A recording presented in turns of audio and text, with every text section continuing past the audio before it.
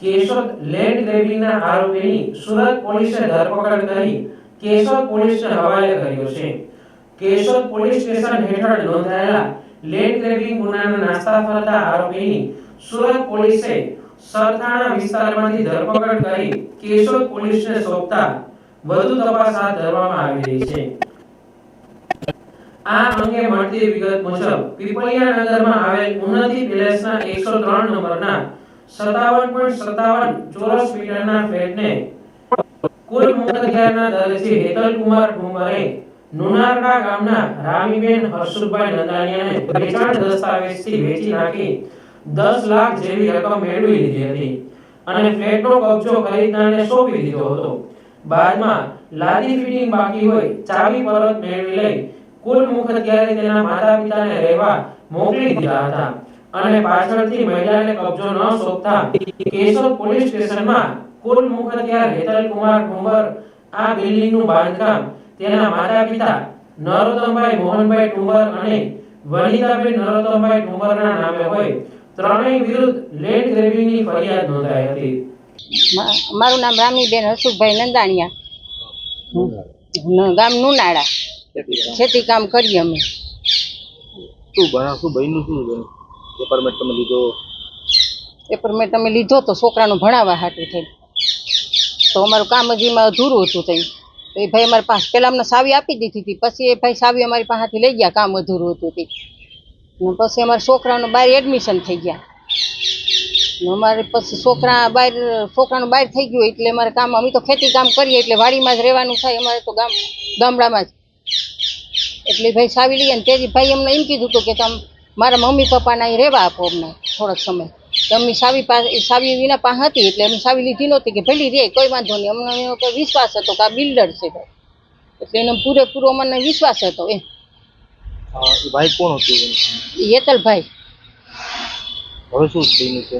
તો એ ભાઈ પાછા સાવી નથી આપતા, કીધું તો ફોને નથી ઉપાડતા પાછા એ ભાઈ, તો પાછો ફોને ન પડે, એકવાર હું ફોનમાં રોઈતી ને સામે તો એ ભાઈ પાછો કોઈ ફોન ન ઉપાડ્યો અમારો, પછી તો આ બધીનું કૌભાંડ બહાર આવ્યું તો અમને ખબર પડી, ત્યાં લગી અમને ખબર નહોતી એને કંઈ કે આ ભાઈ આવું। આ ફ્લેટ અમે હેતલ ઠુમર પાસેથી લીધો તો અમારી દેરાણીના મારા દાગીના વેચીને અમારી મહેનતના પરસેવાના કમાણી અમે લીધો હતો આ ફ્લેટ, તો હવે એ પાછો ભાઈ અમને નથી આપતો, અમને ફ્લેટ નથી પાછો આપતો કે નથી ખાલી કરતા એ ભાઈ, ને પાછું એની બીજું દસ્તાવેજ કરી દીધું એમાં, ને પાછા એ ભાઈ હવે અમને જવાબ નથી દેતા અમને કોઈ। આ પછી અમને જાણમાં આવ્યું કે એ ભાઈએ તો 2-3 દસ્તાવેજ પણ કરી દીધા, ત્યારે અમને ખબર પડી, ત્યાં લગી તો અમે તો અંધારામાં હતા, અમે તો ગામડાના માણસો, અમને શું આવી ખબર હોય, અમને ન્યાય મળે ને અમને અમારો ફ્લેટ આપી દે અને પૂરેપૂરો ન્યાય મળે અમને। છેલ્લા ઘણા સમયથી આ આરોપીઓ નાસ્તા ફરતા હોય, જેમાંના હેતલકુમાર નરોત્તમભાઈ ઠુમરને ચોક્કસ બાતમીના આધારે સુરત શહેર ક્રાઇમ બ્રાન્ચની ટીમે સરથાણાના સાવલિયા સર્કલ વિસ્તારમાંથી ઝડપી પાડ્યો હતો। આ સમગ્ર મામલો કેશોદ નગરપાલિકા વિસ્તારમાં આવેલ રેવન્યુ સર્વે નંબર 731 ની જમીનના સબ પ્લોટ સાથે સંકળાયેલો છે। આ જગ્યાના પ્લોટ નંબર 1 ના 2 સબ પ્લોટ મળી ઉન્નતિ પેલેસ નામનું એપાર્ટમેન્ટ બાંધવામાં આવ્યું છે। આ એપાર્ટમેન્ટ આરોપી હેતલકુમાર ઠુમરના માતા-પિતા નરોત્તમભાઈ મોહનભાઈ ઠુમર અને વનિતાબેન નરોત્તમભાઈ ઠુમરના નામે આવેલા છે। આ એપાર્ટમેન્ટ કુલ 329.24 મીટરમાં પથરાયેલો છે, જે પૈકી પ્રથમ માળે આવેલ 103 નંબરના ફ્લેટ ઉપર ગેરકાયદેસર કબજો જમાવી આરોપીઓએ પચાવી પાડ્યો હતો। એટલું જ નહીં, આ ફ્લેટ પોતાની માલિકીનો ન હોવા છતાં તેને અન્ય વ્યક્તિને વેચવા સાડાઘાત કરી આપ્યું હતું। આ મામલે 7 ઓક્ટોબર 2025 ના રોજ કેશોદ પોલીસ સ્ટેશનમાં લેન્ડ ગ્રેબિંગનો ગુનો નોંધાયો હતો, જેને લઈ કેશોદ પોલીસે આરોપીની શોધખોળ હાથ ધરી હતી। તેવા સંજોગોમાં ચોક્કસ બાતમીના આધારે આરોપી સુરતના સરથાણા વિસ્તારમાં વેનેઝિયા સિલ્વર એપાર્ટમેન્ટમાં રહેતો હોય, સુરત શહેર ક્રાઇમ બ્રાન્ચની મોબાઈલ સ્નેચિંગ ટીમે સરથાણાના સાવલિયા સર્કલમાંથી વિસ્તારમાંથી આરોપી હેતલકુમાર નરોત્તમભાઈ ઠુમરને ઝડપી પાડ્યો હતો। પકડાયેલા આરોપી હેતલકુમાર ઠુમરને વધુ તપાસ માટે કેશોદ પોલીસને સોંપવામાં આવતા કેશોદ પોલીસે વધુ તપાસ હાથ ધરી છે. અત્રે ઉલ્લેખનીય છે કે ઝડપાયેલ આરોપી હેતલકુમાર નરોત્તમભાઈ ઠુમર પીપળિયા નગરમાં આવેલ ઉન્નતિ પેલેસના કુલ મુખત્યાર હોવાના નાતે અગાઉ તેમના વિરુદ્ધ કેશોદ પોલીસ સ્ટેશનમાં ઉન્નતિ પેલેસમાં આવેલ ફ્લેટના એક કરતા વધુ દસ્તાવેજો કરી આપી છેતરપિંડી અને વિશ્વાસઘાત કર્યો હોવાના ગુના પણ નોંધાયો છે.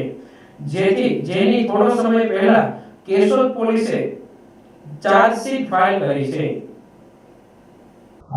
ગઈ તારીખ 7/10/2025 ના રોજ કેશોદ પોલીસ સ્ટેશન ખાતે એક લેન્ડ ગ્રેબિંગના કાયદા હેઠળની એક ફરિયાદ દાખલ થયેલી, જેમાં ફરિયાદી રામીબેન વાઇફ ઓફ હર્ષુભાઈ ભોજાભાઈ નંદાળિયા કે જેઓ નુનાળા ગામ ખાતે રહે છે મૂળ, અને તેઓએ આ કામના આરોપી હેતલકુમાર ઠુમર, નરોત્તમભાઈ મોહનભાઈ ઠુમર તેમજ વનિતાભાઈ નરોત્તમભાઈ ઠુમર એ ત્રણેય વિરુદ્ધ લેન્ડ ગ્રેબિંગ કાયદાની ફરિયાદ આપેલી. જેમાં હકીકત એવી છે કે જે ફરિયાદીના નામે આરોપી હેતલકુમાર નરોત્તમ ઠુમરના માતા પિતાના નામે ઉન્નતિ પ્લેસ નામનો એપાર્ટમેન્ટ છે, જેમાં 103 નંબરનો ફ્લેટ જેમણે ફરિયાદી રામીબેનના નામે 2016માં 10 લાખનો અવેજ લઈ અને કરી આપેલો હતો. અને ત્યારબાદ એમને દસ્તાવેજ કર્યા બાદ એમને કબજો પણ સોંપી આપેલો હતો, પણ ત્યારબાદ થોડું લાદીનું કામ બાકી હોવાનું જણાવે આરોપી હેતલકુમારે એમની પાસેથી ફ્લેટની ચાવી લીધેલી. ત્યારબાદ તેઓ કીધું તમારે હમણાં ફ્લેટની જરૂર તો મારા માતા પિતાને થોડું વાપરવા માટે આપો, પણ ત્યારબાદ આપેલો, પરંતુ ત્યારબાદ અમને ફ્લેટ વેચવાનો હોય જે બાબતે તેઓ ફ્લેટનો કબજો પરત માંગતા આરોપી હેતલ તેમજ એમના માતા પિતાએ એમનો કબજો નહીં આપેલો હોય, જેથી તેઓ લેન્ડ ગ્રેબિંગની હેઠળ કાયદા હેઠળ અરજી કરેલી હતી.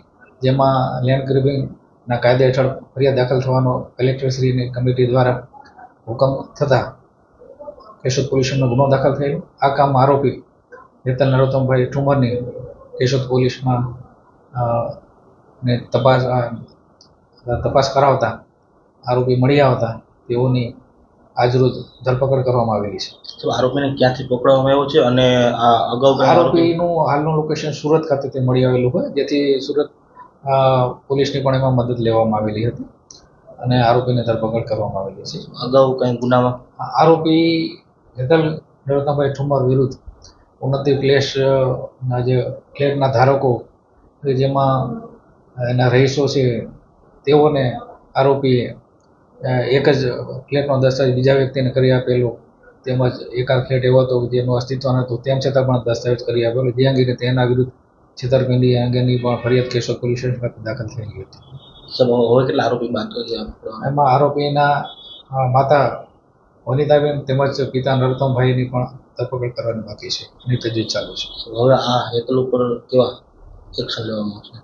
એમનો જે લેન્ડ ગ્રેબિંગનો ગુનો દાખલ થયેલો છે તે વિરુદ્ધ કાર્યવાહી થશે.